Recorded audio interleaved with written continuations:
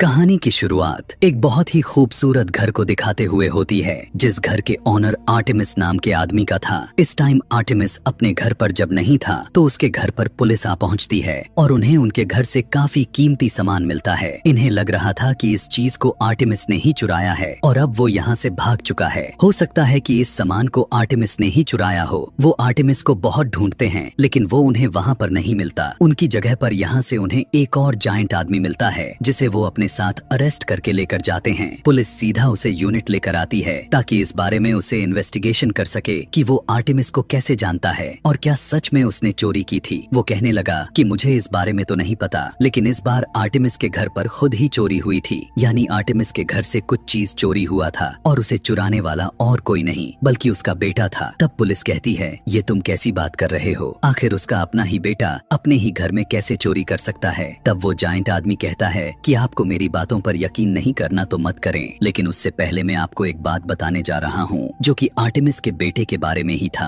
Artemis का बेटा जितना इंटेलिजेंट था उतना ही बदतमीजी भी करता रहता था। स्कूल में भी वो सभी से लड़ाई करता रहता था, जबकि वो किसी की रिस्पेक्ट भी नहीं करता था। यहाँ तक कि प्रिंसिपल को वो अपना पैरों के धूल समझता था। इसीलिए सभी उससे काफी तंग आ चुके थे और उसकी ऐसी हरकतों से काफी हैरान भी थे। वे सभी उसे कुछ कह भी नहीं सकते थे क्योंकि वो स्कोर भी काफी अच्छा कर लेता था।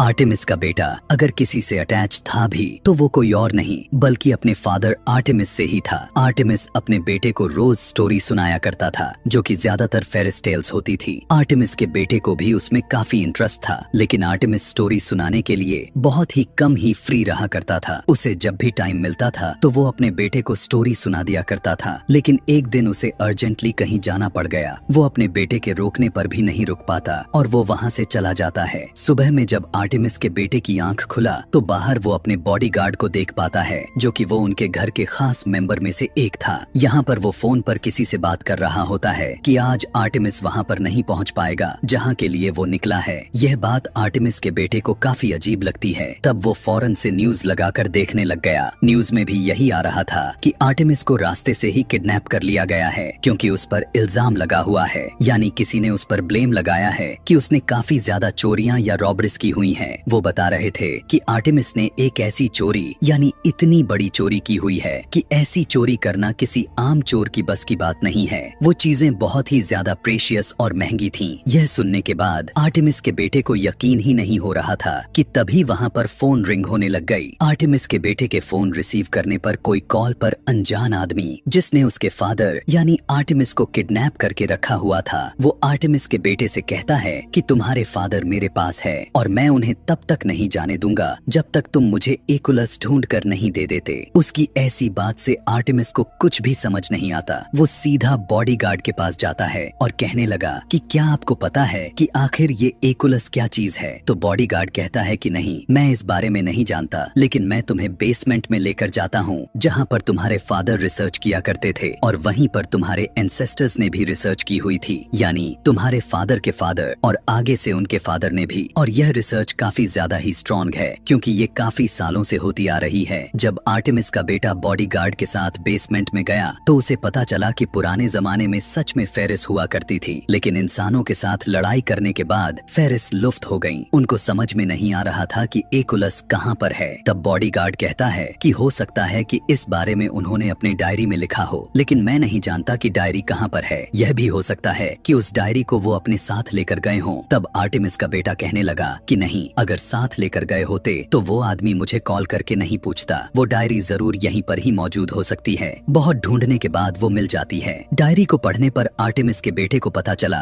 कि एकुलस के बारे में साफ लिखा हुआ था। साथ में यह भी लिखा हुआ था कि अब हमें यकीन करना होगा, हो सकता है कि ये उन्होंने फेरिस के बारे में ही लिखा हो। अब यहीं से सीन को शिफ्ट करके एक ऐसी जगह को दिखाया जाता है जहाँ पर फेरिस रहा करती हैं। वो काफी आजादी के साथ उड़ रही होती हैं। ये पूरा जगह मैजिकल के साथ साथ काफी खूबसूरत दिखाई दे रही थी। वहीं पर हम एक लड़की को भी देख पाते हैं जिसका नाम होली शॉर्ट था। पता चला कि होली वहाँ की पुलिस हेड थी। वो उसी जायंट आदमी को अरेस्ट करके लेकर जाती है। यहीं पर यह भी बात पता चला था कि होली इस आदमी की दोस्त भी थी। वहीं पर हम एक और फेरी को देखते हैं जिसने हुड पहन रखा था। हमें यहाँ उसका फेस नहीं दिखाया जाता क्योंकि हुड वाली फेरी ने एक मेल फेरी को कैद करके रखा हुआ था।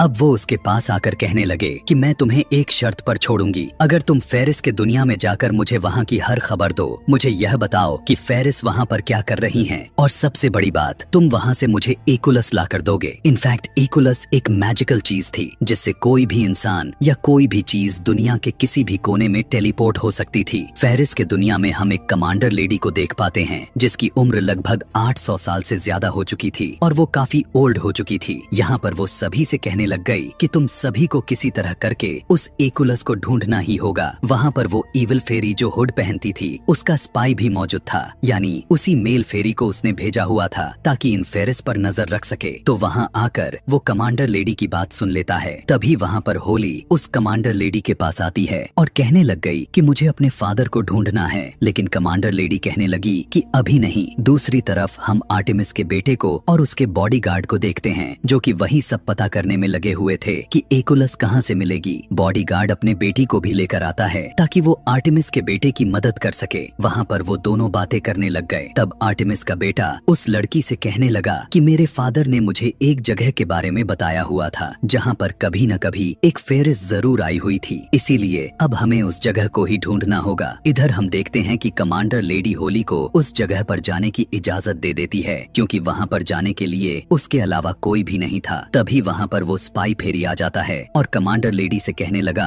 कि होली शॉर्ट आपसे जिद करके चली गई ना, उसके फादर ने भी आप सभी को धोखा दिया हुआ था और वो भी आपकी बात नहीं मानती। तब कमांडर कहने लगी कि ऐसी बात नहीं है, वो मेरी परमिशन से ही गई हुई है। दूसरी तरफ हम एक इवेंट को देख पाते हैं। ऐसा लग रहा था कि यहाँ पर किसी की शादी हो रहा है। सभी काफी मजे के साथ डांस कर रहे थे, लेकिन तभी वहाँ पर एक बड़ा सा जाइंट क्रिएचर आ टपकता है। यह देखकर होली शॉर्ट उससे लड़ने की कोशिश करती है, लेकिन वो उसे हरा नहीं पा रही थी। दूसरी तरफ फेरी की दुनिया में भी कमांडर लेडी यह सब कुछ देख पा रही थी। उस जाइंट को देखकर ये सभी अब उस जगह को पूरी तरह से फ्रिज कर देते हैं। ऐसा होते ही होली उन सभी लोगों पर मैजिक करती है, जिसके बाद उन्हें कुछ भी याद नहीं रहता कि आखिर यहाँ पर क्या हुआ था, और उस जाइंट क्रिएचर को अपने साथ लेकर जाती है। अब होली को जाना कहीं और भी था, वहीं पर जहाँ पर जाने के लिए उसे कमांडर लेडी ने भेजा हुआ था, लेकिन अब वो अपने फादर को ढूंढने के लिए उस जगह पर जाती है जहाँ पर आखिरी बार उसके फादर गए हुए थे। वो उस जगह पर जाने के लिए टर्न लेती है। वहीं पर आर्टेमिस का बेटा भी था जो कि उसका वेट कर रहा था। जैसे ही होली वहाँ पर आई तो उसने उसे कैद कर लिया और वापस घर ले आता है। घर लाकर वो उसे एक केज में बंद कर देते हैं और जब भी कोई उससे बात करता तो वो एक अजीब तरह के चश्मे लगा लिया ताकि फेरी उनके आंखों में ना देख सके, क्योंकि वो जिसके आंखों में देखती थी वो उसे हिप्नोटाइज कर देती थी। दूसरी तरफ फेरीलैंड में सभी काफी वॉरियर्ड होते हैं और होली को वापस लाने की कोशिश करते हैं। तभी वो लोग डिसाइड करते हैं कि वो अपने कुछ फेरिस को वहाँ पर भेजेंगे जहाँ आर्टेमिस का बेटा रहता है। वो लोग उस जगह को भी टाइम फ्रिज कर देते हैं, लेकिन इसका असर आर्टेमिस के बेटे और उसके बॉडीगार्ड पर नहीं होता। वहाँ पर सारे के सारे फेरिस आकर इन पर अटैक करने लग जाते हैं। यह देखकर आर्टेमिस का बेटा कहता है कि रुको, क्या हम आराम से बात नहीं कर सकते? अगर तुम लोगों ने मेरी बात नहीं सुनी तो मैं पूरी दुनिया को बता दूंगा कि तुम लोगों की रियलिटी क्या है। दूसरी तरफ ये सारा कुछ वो इविल फेरी भी देख रही थी, वही हुड वाली फेरी जिसने आर्टेमिस को किडनैप कर रखा था। वो आर्टेमिस से कहने लगी कि तुम्हारा बेटा क्या कर रहा है, ये सारा प्लान को खराब क्यों कर रहा है? क्या इसे नहीं पता कि तुम्हारे जान खतरे में है?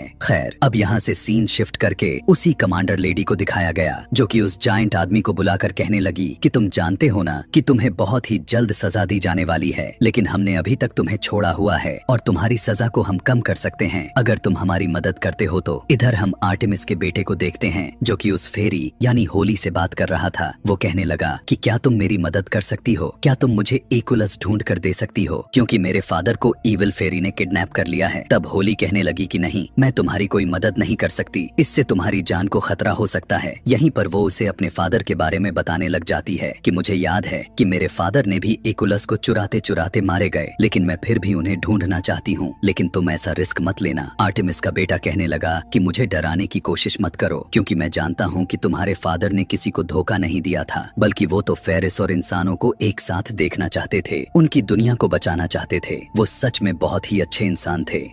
यहाँ पर होली को उसकी बात काफी अच्छी लग जाती है और वो आर्टेमिस के बेटे से दोस्ती कर लेती है। उधर वो कमांडर लेडी उस जायंट को ऑर्डर्स दे चुकी थी कि तुम्हें आर्टेमिस के घर जाना होगा और वहाँ से एकुलस को ढूंढ कर लाना होगा, क्योंकि हो ना हो वो एकुलस वहीं पर मौजूद है। वो जायंट आदमी भी आर्टेमिस के घर पहुँच चुका था। वो जैसे ही लॉकर को खोल कर देखता है तो उसके सामने एकुलस मौजूद था, जिसे देखकर वो बहुत ही खुश हो जाता है। लेकिन तभी वहाँ पर आर्टेमिस के बेटे के साथ होली आ जाते हैं। लेकिन तब तक वो जायंट आदमी अपने आंख में लगे हुए लेंस से उस इविल फेरी को सब कुछ दिखा चुका था। यह देखते हैं कि इधर इविल फेरी अपने स्पाई से कहने लग गई कि फौरन उस जगह जाकर उसे मेरे पास लेकर आओ। अब स्पाई भी निकलकर उस कमांडर लेडी को अरेस्ट कर लेता है ताकि वो आगे से किसी को कमांड ना कर सके। ये सभी अब अपने आर्मी के साथ वहाँ से निकल जाते हैं। उन्होंने उस मॉन्स्टर को भी आजाद करवा लिया था जिसको होली शॉट ने उस इवेंट से अपने साथ लेकर गई हुई थी। वो मॉन्स्टर अब इन पर अटैक करने लग जाता है। लेकिन अब वो जायंट आदमी जिसने एकुलस को देखा हुआ था वो आर्टेमिस के बेटे के साथ और होली शॉट के साथ मिलकर एक हो जाता है और उन पर अटैक करने लग गया। अब वो मॉन्स्टर एकुलस को पकड़ने ही वाला था कि वो जायंट आदमी एकुलस को अपने मुंह में डाल लिया ताकि वो सेफ रहे। लड़ाई करते टाइम वो जायंट आदमी सीलिंग में लगे हुए लाइट को पकड़कर लटक गया था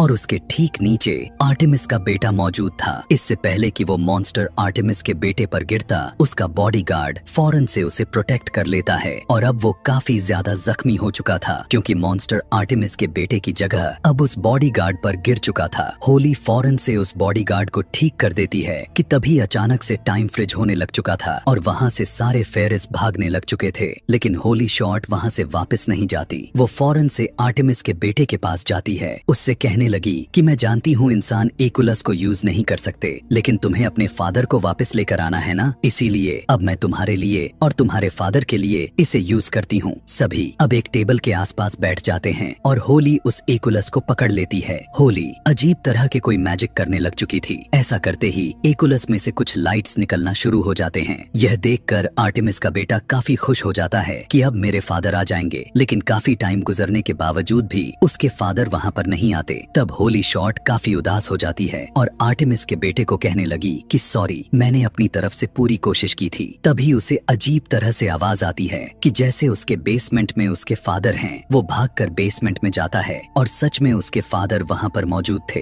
अपने फादर को देखकर वो अपने गले से लगा लेता है। यह सारा नजारा देखकर वो इविल फेरी काफी जेलस हुए जा रही थी क्योंकि जो काम वो नहीं कर सकी उसी काम को इन बच्चों ने कर दिखाया। अब आर्टेमिस का बेटा अपने फादर को बताने लग गया कि इसका नाम होली शॉट है और ये मेरी दोस्त है जो कि फेरीलैंड से आई हुई है। तब उसके फादर कहने लग गए कि हाँ, मैं इसे जानता हूँ, इसके फादर बहुत ही अच्छे इंसान थे। अब वो होली शॉट के पास जाकर कहने लगा कि तुम्हारे फादर बहुत ही अच्छे थे, उन्होंने बाकियों की जान बचाने के लिए यह सारा कुछ किया और उस एकुलस को मेरे हवाले कर दिया। उन्होंने कभी भी किसी को धोखा नहीं दिया हुआ था, बल्कि जिन लोगों ने धोखा दिया हुआ था उनके नाम मैं तुम्हें बताने जा रहा हूँ। वो उसे एक लिस्ट पकड़ाते हुए कहने लगे कि ये जाकर अपने कमांडर को दिखा देना, तुम लोगों को आसानी होगी। और होली शॉट ठीक ऐसा ही करती है और कमांडर एक एक करके सभी धोखेबाज लोगों को ढूंढना शुरू कर देती है। जमीन पर हम आर्टेमिस को देख पाते हैं जो कि अपने बेटे से कहने लगे कि अब मेरा दूसरा मिशन स्टार्ट हो चुका है जहाँ पर मैं जल्द ही जाने वाला हूँ। तब उसका बेटा भी कहने लगा कि डैड, मैं भी आपके साथ ही आऊंगा। वो बाहर जाकर इविल फेरी को कॉल कर देता है और कहने लगा कि तैयार रहना क्योंकि मैं और मेरे डैड तुम्हें मारने के लिए आ रहे हैं। और वो दोनों अपने उस मिशन पर निकल जाते हैं। यहीं पर इस सीन को दिखाकर इस कहानी को खत्म कर दिया जाता है। ऐसे ही और भी मूवी एक्सप्लेनेशन वीडियोस देखने के लिए कमेंट में नेक्स्ट लिखना ना भूलें। Thanks for watching.